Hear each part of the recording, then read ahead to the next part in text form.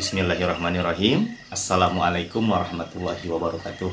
Sampurasun siswa-siswi sadayana, kumaha kabarna, damang mugia dina kayaan sehat walafiat. Amin ya robbal alamin. Patepang dina pengajaran bahasa Sunda, dina danget ieu hidup bade diajar materi ngeunaan pengalaman pribadi. Nah, naon anu disebut pengalaman pribadi teh nya? Hayu kurang di luar sasarengan ngeunaan materina, mangga diperhatoskeun. Satu acan medar ngeunaan materi bade didugikeun heula tujuan pangajaran dina pembelajaran dinten ieu. Setelah selesai mempelajari materi pada bagian ini, peserta didik diharapkan dapat memahami dan menganalisis teks pengalaman pribadi yang menggunakan bahasa Sunda. Tah salajengna bagian kahiji. Naon anu disebat pengalaman pribadi teh? Pengalaman pribadi teh nyaeta sagala rupa anu kaalaman ku hiji jalma. Sedengkeun pribadi hartosna nyaeta diri urang sorangan atanapi diri urang nyalira. Pengalaman pribadi dibagi kana dua nya. Anu kahiji aya nu disebut pengalaman sapopoe, jeung anu kadua aya nu disebut pengalaman luar biasa.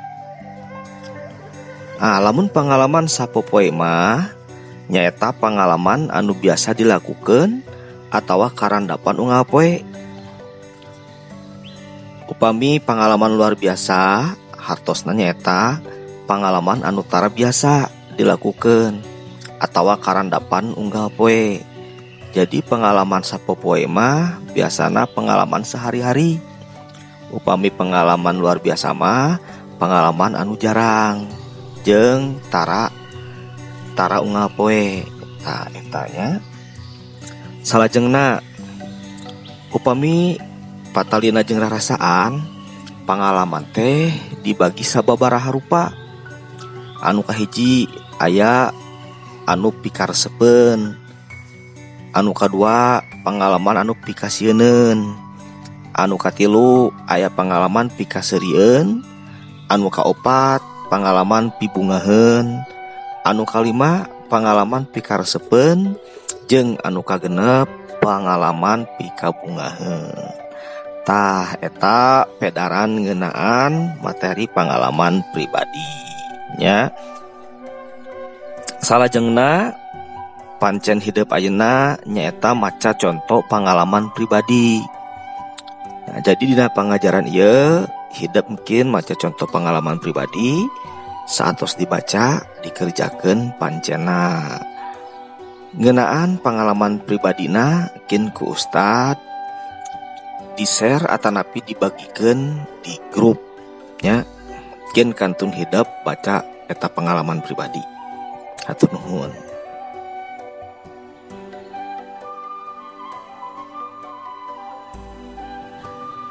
Siswa-siswi sedayana, kumaha kahartos ngeunaan pedaran materina? Upami aya nu teu acan kahartos, mangga japri wae ka nomor ustad nya. Tong hilap pancena dikerjakeun, kin ku ustad dibagikeun ngeunaan contoh pengalaman pribadina di grup WhatsApp. Saatos kitu hidup baca contoh eta pengalaman pribadi, saatos dibaca dikerjakeun pancena. Hatur nuhun, mung sakieu dina pengajaran dinten ieu, mugia aya manfaatna. Wassalamualaikum warahmatullahi wabarakatuh.